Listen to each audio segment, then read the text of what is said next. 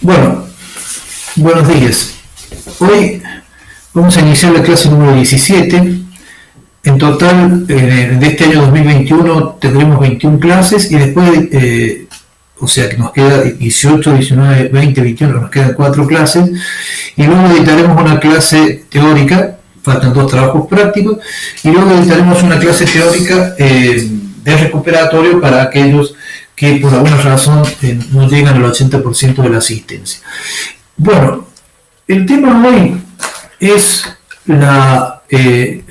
cómo circula la información en el campo científico. O sea, habíamos visto el tema de la argumentación, de la importancia que tiene la argumentación en diferentes campos, donde se disputan en definitiva cuestiones de poder. Por ejemplo, en el campo político se disputa los textos, cuando se argumenta hay un espacio, por ejemplo la televisión o la plaza pública. En el campo artístico, en el campo deportivo, ¿no? O sea, hay diferentes lugares donde se disputan de cuestiones de poder y ahí circula el texto argumentativo. Los textos argumentativos que disputan poder, digamos, en el campo científico, circulan de determinada manera. Y tienen reglas muy específicas y claras de lo que nosotros llamamos el aspecto más importante, que es la trazabilidad, o sea, saber de dónde proviene el texto ese que estamos leyendo, cuál es su origen y en qué campo y dentro de qué escuelas circula. Nosotros vamos a diferenciar, en el caso del estudiante universitario, se encuentra con 3 tipos de texto cuando atraviesa la universidad. El primer texto que se encuentra es el texto académico, o sea, lo que tiene que aprender. También tiene otros tipos de textos que son los textos burocráticos. Entonces, por un lado se va a encontrar con textos académicos, por otro lado con textos burocráticos y por otro lado con el texto científico. Y claramente el estudiante universitario,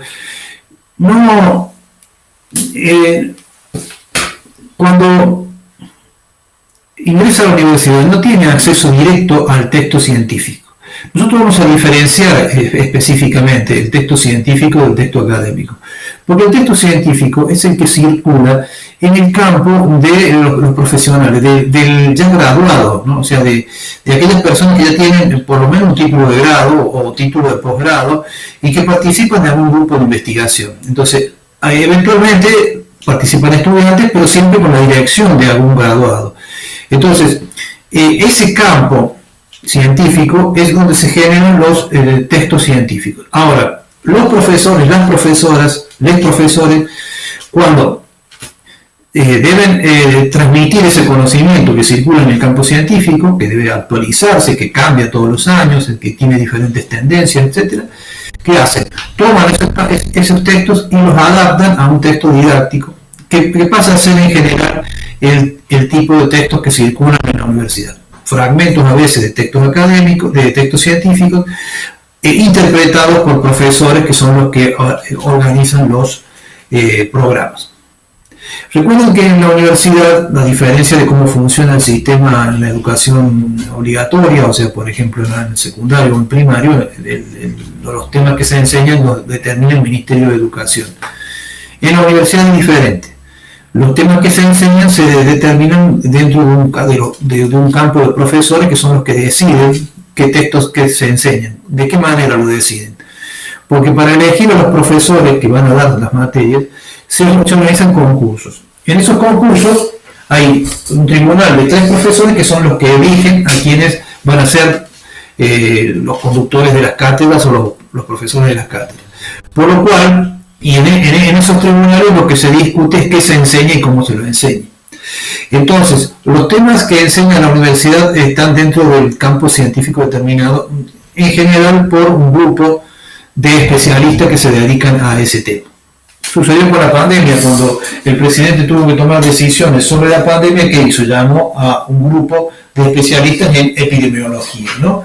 que es los que se dedican a ese tema. Entonces, es ese grupo de personas que muchas veces no son muy visibles, quienes colectivamente van determinando los temas que se enseñan. Entonces, vamos a distinguir claramente, por un lado, lo que son los textos científicos que pertenecen al campo científico específico, por ejemplo, de química, por ejemplo, de comunicación, por ejemplo, de recursos naturales, y por otro lado, el campo de la universidad, que son los textos académicos que muchas veces se adaptan a los textos científicos y se los enseña en la universidad.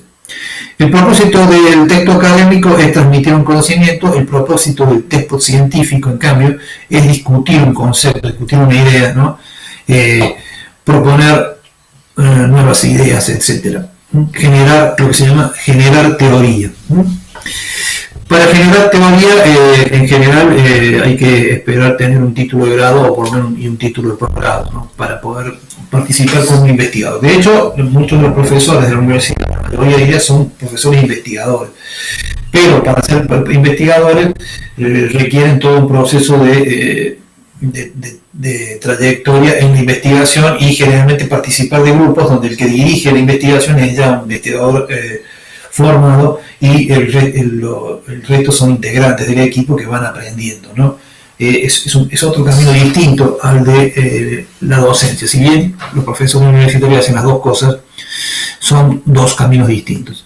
Muy bien, entonces vamos a ver que aquí, y es lo que hoy vamos a tratar y es lo que más nos importa de este tema, es claramente esa idea de la trazabilidad. Nosotros cuando tomamos una idea de un investigador debemos saber de dónde la tomamos. Y claramente vamos a ver esto, lo que se llama bibliografía o referencias bibliográficas. Cuando un estudiante escribe una monografía, tiene que tener el último capítulo, que es quizás el más importante, es la bibliografía, es decir, de dónde extrajo la información con la cual escribió el texto que redactó.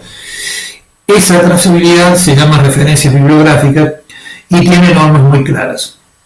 Tenemos dos formas básicas de hacerlo, que puede ser por el sistema autor-fecha o el sistema normas APA, que son similares. Nosotros ahora vamos a tratar el tema autor-fecha, pero también normas APA es el que se utiliza la American Psychological Association, que tiene pequeñas diferencias. También lo más importante en los dos sistemas es el apellido del autor. El apellido y el nombre del autor es un índice, pasa a ser como una especie de signo de memoria para acceder a la información. O sea, de alguna manera toda información adquiere el nombre de ese autor, ¿no? Porque es el autor que investigó. Entonces se utiliza el sistema del apellido y el nombre del autor para encontrar o para saber. Entonces, cuando yo digo, por ejemplo, que yo sigo la línea de Van Dyck, por ejemplo, en comunicación, bueno, en discurso, o sigo la línea de Angenot en comunicación, en el tema discurso, bueno, entonces ya se sabe qué tipo de ideas vienen detrás, ¿no? De hecho, por ejemplo, muchas veces toda una escuela toma el nombre de un autor, por ejemplo, de Freud o de Marx, ¿no? El marxismo toma el nombre hay muchas ramas, muchas variantes, pero todas tienen un origen común, que es el pensamiento de Marx y sobre todo la publicación de su libro que se llama El Capital, que es el básico para entender a Marx. Muy bien. Entonces, si hemos entendido esta idea, vamos a ver que lo más importante es el apellido del autor. Entonces, en el sistema de trazabilidad, siempre lo que hay que poner primero es el apellido del autor. Yo aquí en este texto oral no voy a desarrollar claramente todos los puntos, porque esos que se deben poner en una cita, eso lo pueden sacar del PowerPoint o del texto lean especialmente el PDF, que es mucho más extenso, porque bueno, hay una serie de detalles que oralmente es más complicado desarrollar. Pero no quiero hacer este video también muy extenso. Pero claramente debemos entender esta idea. Vamos a diferenciar de esas referencias bibliográficas, vamos a hacer una diferencia entre lo que se llamaremos bibliografía blanca de lo que es la bibliografía gris. La bibliografía blanca es aquella bibliografía que es trazable, que es encontrable, que está publicada y está publicada dentro de un campo científico aceptado. Mientras que la bibliografía gris es aquella bibliografía que tomamos de trabajos que no son publicados, por ejemplo las monografías de los estudiantes no son publicadas, quedan archivadas muchas veces en la biblioteca, pero si nosotros las citamos, la persona que lee no puede después buscarla, porque supongamos que alguien cita una monografía que se presentó en la Universidad de Río Gallegos, en la Unidad Académica de Río Gallegos, y después alguien de Jujuy toma la idea y la cita. ¿Cómo hace el profesor que tiene que evaluar esa monografía en Jujuy para poder leer la información original que está en la monografía en Río Gallegos? No tiene posibilidades, o es muy complicado, porque si pide la monografía a la biblioteca no se la van a mandar. Entonces, esa es la razón por la cual, dentro de lo posible, hay que citar trabajos publicados que el profesor pueda, cuando evalúa, encontrar o estén accesibles, estén publicados, estén en una biblioteca o estén en la red, ¿no? A eso lo llamamos bibliografía blanca, aquella que es pública, que es de acceso público. La bibliografía gris también puede ser aquella bibliografía que se publica en revistas que no son científicas, digamos, todo lo que es difusión. Ya habíamos visto, ¿no? Habíamos hecho la diferencia entre textos de difusión, didácticos y teóricos. Los textos de difusión son para el público en general. Recuerden que están escritos en un estilo, si vemos las variedades lingüísticas, están escritos en registro estándar, no en registro profesional, y están dirigidos a una media de 18 años, o sea, personas que tienen una media de formación de 18 años y que, por lo tanto, no profundizan mucho en los temas y tampoco utilizan un vocabulario específico. Ese tipo de texto es bibliografía gris, o sea, eventualmente se pueden citar, a veces se citan cuando se usan como material de análisis, o a veces se citan porque nos dan una pista sobre algún tema, pero lo ideal sería citar el texto original, ¿no? O sea, el texto científico publicado dentro de las revistas científicas. Recuerden que vamos a tener dos tipos de materiales, básicamente, o tres tipos de materiales. Tenemos los libros teóricos, que los libros teóricos se publican cada vez menos por el tema de lo digital, ¿no? El libro teórico tiene un problema que se vende poco. Entonces, digamos, la tendencia actual es publicar libros de consumo masivo y los libros teóricos son menores, digamos. Lo que suele pasar es que aquellos profesores que escribían libros teóricos hoy lo que tienen es una página web. Por lo tanto, vamos a ver estas tres formas, ¿no? Primera forma, el libro teórico. El libro teórico es un libro publicado por una editorial, y entonces acá tenemos dos informaciones básicas. La primera es el apellido y nombre del autor, y la segunda es la editorial que lo publica. También a veces son traducciones, por lo tanto también es importante ver quién lo tradujo. Por ejemplo, la Embajada de Francia llegó a un acuerdo con Argentina para la publicación de textos teóricos de autores franceses.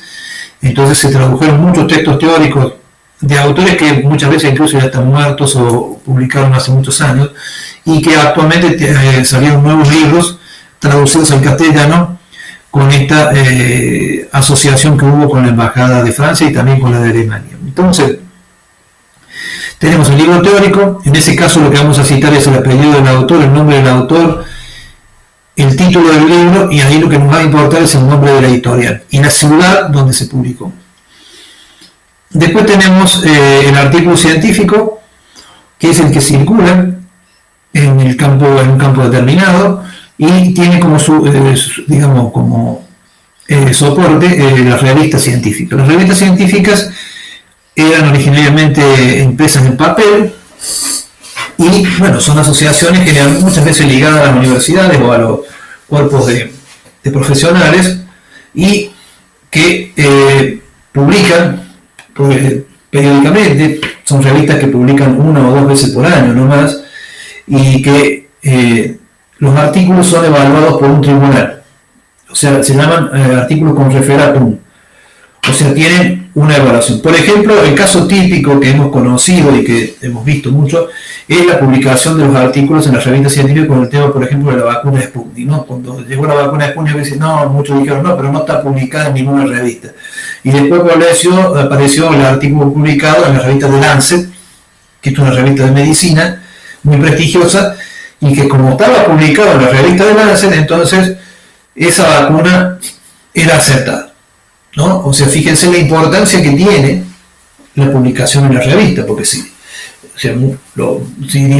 los profesionales no tienen acceso a la información, no pueden decir si esa vacuna servía o no. Entonces, este es el ejemplo típico de la importancia de las revistas. Las revistas eran de papel, actualmente la mayoría, casi todas, son digitales.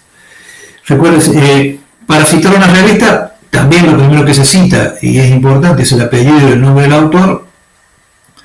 Después se cita el nombre del artículo y se cita la revista en donde se encuentra ese artículo. Es importante, en algunos casos figuran con un nombre de página y en otros no, porque cuando son digitales ya el número de página no se pone muchas veces, pero cuando están publicadas en un PDF que publica todos los artículos que tienen número de página, hay que colocar el número de página. Generalmente los artículos científicos tienen aproximadamente unas 10 o 15 páginas, no más de eso. Muy bien, entonces esa es la segunda forma.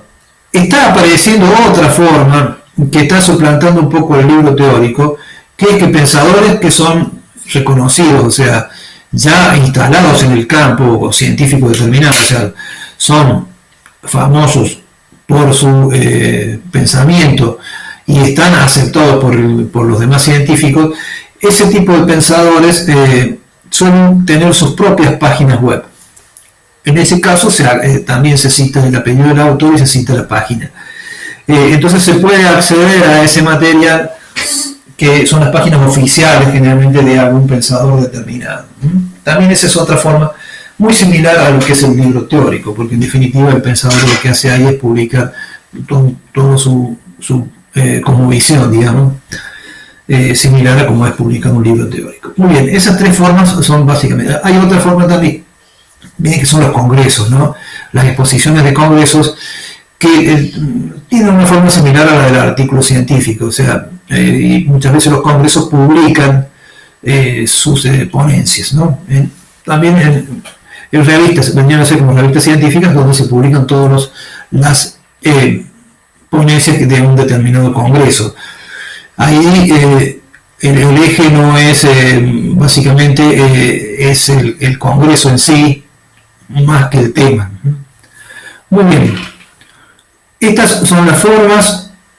Recuerden que es muy importante como estudiantes adquirir ciertos hábitos intelectuales que luego son muy útiles, ¿no? Por ejemplo, una de las cosas que sucede es que nosotros en la universidad compramos muchos apuntes. Bueno, yo les digo de ya, por mi experiencia, porque lo he visto que cuando uno se recibe, lo primero que empieza a quemar son los apuntes. El tema es que el apunte, como forma muy fragmentado, muchas veces tomado, tiene esa forma difícil de organizar la información, etc., no suele sobrevivir mucho tiempo. Lo ideal es que a medida que uno va recorriendo la universidad, compre los libros teóricos más importantes. Porque el libro, por su misma forma, por tener el logo, etc., por cómo está organizada la información, se lo puede conservar en una biblioteca y es de fácil acceso. En cambio, el apunte pasa a formar parte de una pila que luego uno no encuentra nada, ¿no? Encima, porque tiene información fragmentada y mezclada, es difícil de acceder. Con respecto a la información digital, siempre es importante, tener una copia de respaldo en algún disco portátil o en alguna, porque digamos las páginas pueden caerse o pueden desaparecer. Entonces el acceso, muchas veces actualmente la información no la tenemos tanto en nuestra casa como en la red, en la nube, ¿no? Bueno, a veces tenemos que crear algún tipo de información, un respaldo, porque la nube a veces es volátil, ¿no? O sea, a veces es información que desaparece. Muy bien.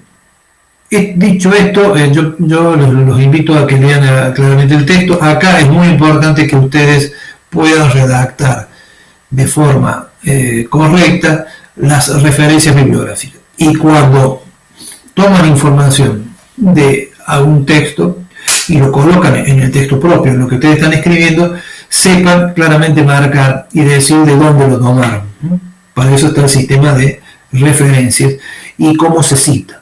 Recuerden que las citas, hay varias formas, pero las citas más comunes son la cita directa, la cita indirecta y la paráfrasis, o sea, cuando nosotros tomamos la idea y no el texto completo.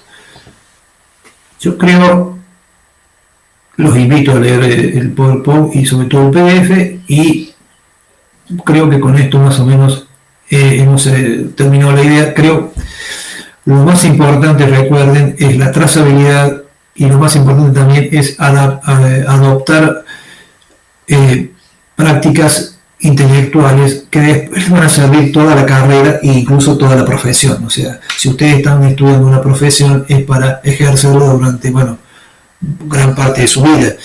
Entonces, si al principio, recuerden que cuando uno hace una casa, lo más importante son los cimientos, porque si no después los problemas no se solucionan. Todo problema que viene después, si es por los cimientos, tenemos que hacer todo de nuevo. Entonces es importante que ustedes en estos cimientos intelectuales que están construyendo adopten prácticas intelectuales, digamos, buenas, ¿no?